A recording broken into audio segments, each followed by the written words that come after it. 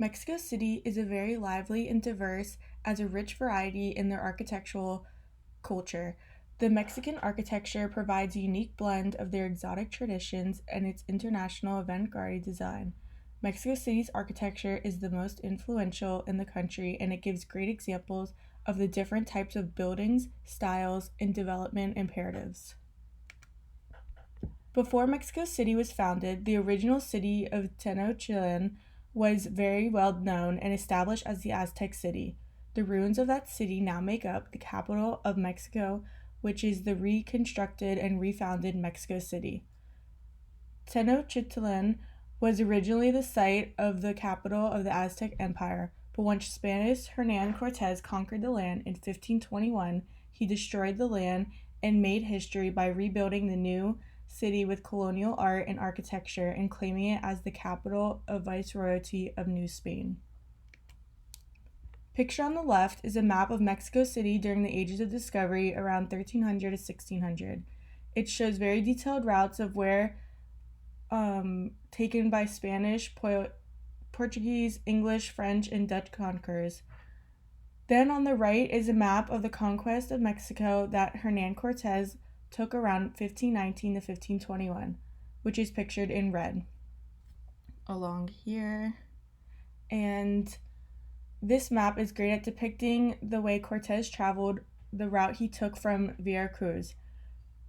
Tenochtitlan was built on the island in the Valley of Mexico and was one of the most populated cities in the world and flourished for almost 200 years.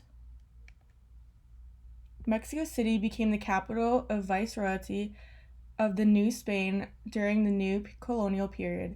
At this time, the newfound colonial city functioned to establish the new political power, increase the conquered territories, and exploited resources for the Spanish crown. When the Spanish conquerors arrived to Tenochtitlan, the city was a major political, economic, and administrative, religious, and cultural center as the basin of Mexico. Hernan Cortez and his team settled at the basin of Mexico because of the dominant population of groups and because the environment was great for the development of agriculture. In the image on the left, we can see the different maps layered over what is downtown Mexico today. This map helps show the similarities in the layouts between the Aztec Empire and the colonial city and today's capital. The first layer is Mexico Tenochtitlan, which shows the causeways, barrows, and ceremonial centers with the Great Temple. Shown on the next layer, the colonial city, the trazas, streets, churches, waterways, and the cathedrals are dedicated. The image on the right is of the Spanish viceroyalties and the Portuguese territories and their capitals. Here's a timeline of the Portuguese exploration and the Spanish conquest between the 1400s and the 1600s. Here's where Hernan Cortez conquers Tenochtitlan in 1521. Here's another timeline photo of when the Aztecs entered the Valley of Mexico to the time when Hernan Cortez conquered the land. The Aztec Empire was between 1321 to 1521, and the Spanish conquest was from 1521 to 1700s. Moving forward, here are some maps which make up present-day Mexico City. In the image on the right, it is a detailed map of the central area of the city, and it shows the boundaries of the perimeters of the city's historical center. In the 668 block contains 1,436 historic monuments. The city of Tenochtitlan was built on the island and had a rectangular urban plan with large opening areas were used mainly for communal activities, which is pictured left. In this image, we can see the Templo Mayor, or Great Temple. This is a pyramidal temple that was used for the ceremonial precinct. The temple was dedicated to the Aztec patrons at the time, which was Huitzilopochtli, god of war, and Tlaloc, god of rain. Looking at the image on the right, you can see two sanctuaries, one being for Tlaloc and the other for the Huitzilopochtli, which are these here on the right. And these decorated shrines can be distinguished by different features they hold. For example, on the left side is the Tlaloc because you can see the two stone pillars in the geometric paintings that symbolize the deity. The lower part of the pillar is painted with vertical black stripes that resemble rain. The other shrine is painted bright red to symbolize blood and war. Along with palaces and pyramids, the Aztecs also had decorative trees and gardens that the Spaniards were amazed with when they reached the lake of Tenochtitlan.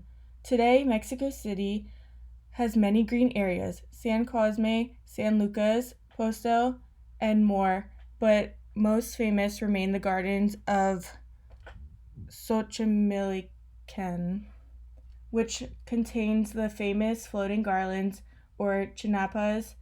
These gardens are to this day available to visit and are a very popular spot on Sundays when people sail to the canal to visit. After the city was conquered by the Spanish, the land was left in heaps of ruins, so this was the main reason for the reconstruction of the new city.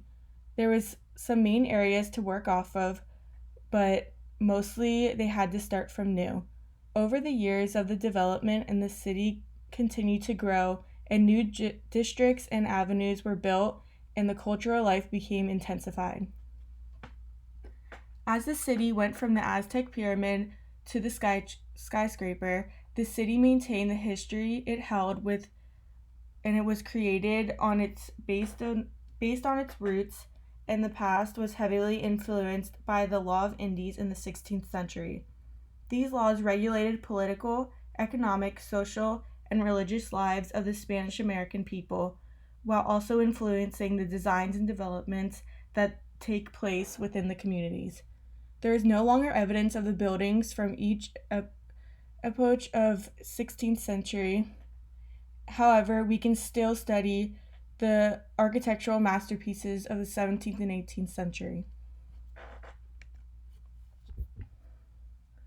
Although the Aztec buildings were completely destroyed, this allowed for the new city to have features of indigenous and European elements.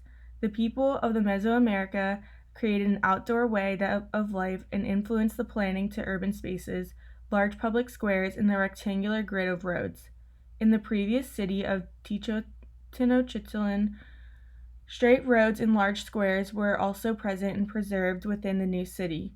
The Aztec architecture was influenced by the astronomy, religion, and cosmology. As shown previously, the Great Temple in Tenochtitlan City is a great example of what architecture was like in the Aztec ruling. This temple is considered one of the greatest achievements of the Mexico architecture.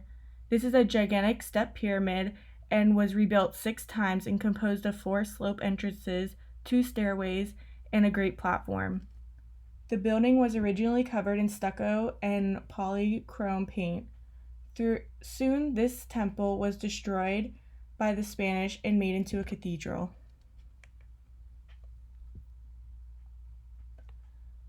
The buildings of the new city were fortified based on the European models and dominated by the 16th century domestic and religious construction.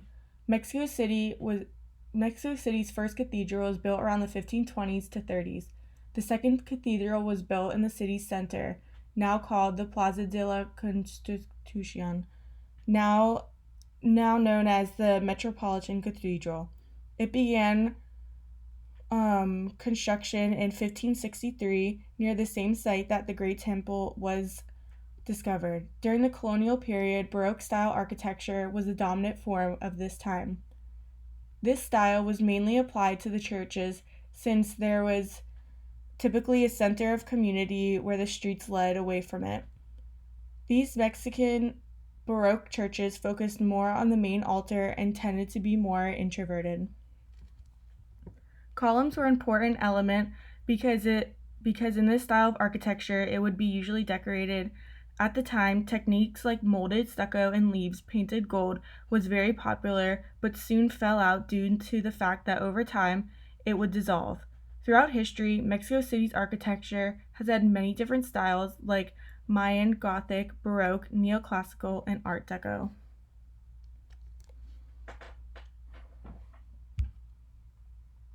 The Metropolitan Cathedral is one of the largest and oldest cathedrals in the Mexico City and serves as the architecture masterpiece. Due to the fact that the cathedral was created in the span of 3 centuries, there are 3 styles it holds: Baroque, Neoclassical, and Neo-Renaissance. This cathedral is extremely large and allows for many architectural elements and designs within the space. It consists of main central dome, 4 facades, 2 bell towers that contain a total of 25 bells, 3 main portals, and 5 naves that consist of 51 vaults, 74 arches, and 40 columns. There is also 5 large ornate altars, a capillary room, a corridor, a sacristy, and a choir. These cathedrals hold 16 chapels, but only 14 of them are open to the public. The chapels have ornate altars, paintings, retablos, altarpieces, and sculptures. The buildings in this historic center is also a major religious significance. The interior space of the building was created in relation to the religious aspects. The altars, chapels, organs, and choir facilitate for masses and prayer services. Another architectural masterpiece of Mexico City is the Palace of Mining, which styles of neoclassical architecture. This building was designed and built between 1797 to 1813 and was designed to teach engineering and metallurgy. One of the main sources and riches of the Spanish Empire was from mining, so it was very important that the New Spain had a building for teaching this economic activity. This building is made from marble in a French style. It features elegance created in the areas where space, light, and functionality merge. Because this was a place of learning, inside the palace included the Dean's Hall, Ceremonies Hall, Principal's Hall, the ancient chapel, and the library. These facilities assisted with the academics of learning the trade of mining, which was very important at the time. Today, this building is used as the home office of the Continuo and DECD, which is the Distance Education Division. It also holds the International Book Fair yearly. This building was originally created for the teaching engineering of mining, and although throughout the years it has been partially reconstructed, it has kept its original designs and the purpose of being a technological institution. The Palace of Fine Arts is a prominent culture center in Mexico City. With this building hosts events for dance, theater, music, literature, and operas. It is also known for exhibiting sculptures, photography, and paintings. This palace has styles of Art Deco, Neoclassical, and Art Nouveau. It features a main facade made from white marble. There are also ornamental elements, columns, and sculptures present on the exterior. You can see the main dome that is center with extending arches. There is 3 main sections of this building, which include the theater, offices, and a main hall with larger exhibition halls. The Great National Theater was the precedent of the Palace of Fine Arts. This theater was demolished in favor of recreating a more opulent or lavish building. These 2 buildings share the similar purpose of holding events for dance, theater, music, literature, and operas. The Great National Theater had a capacity of more than 3,500 people, which is over 1,500 when they reconstructed the Palace of Fine Arts. They featured a similar shape of the building, but the Palace of Fine Arts holds the bulbous dome. The Soumaya Museum is a museum made to preserve, collect, present, and showcase art from Mexico and Europe. The fluid shape of the building was inspired mainly by hyperbolic geometry and tectonics. The original shape of the museum is based off the rotation of a trapezoidal contour.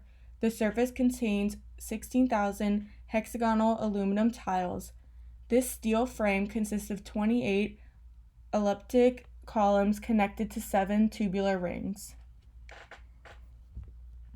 This high building contains 9 floors with tubing concrete podiums. This building contains exhibition spaces as seen in the right image. It also has offices, a cafe restaurant, bookshop, storage areas, and an auditorium that seats 320 people.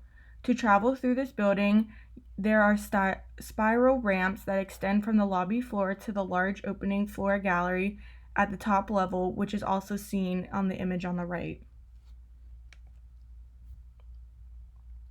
The museum's first building was located in Plaza Loreto, which was used in the paper mill, but in 1906 the mill was converted into a factory and renamed. A fire in the 80s destroyed the operations and facilities, and these ruins is now the site of the museum, which was founded in 1994. Later on, in 2011, the main collection was moved to the new building constructed in the north, which is Nuevo Polaco, Mexico City.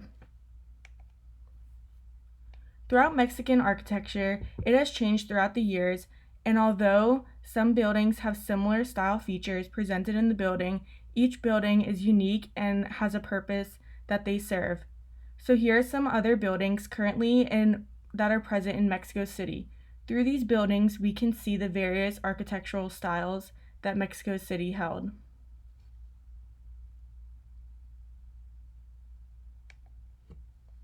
Lastly, here are key architectural terms with their definitions.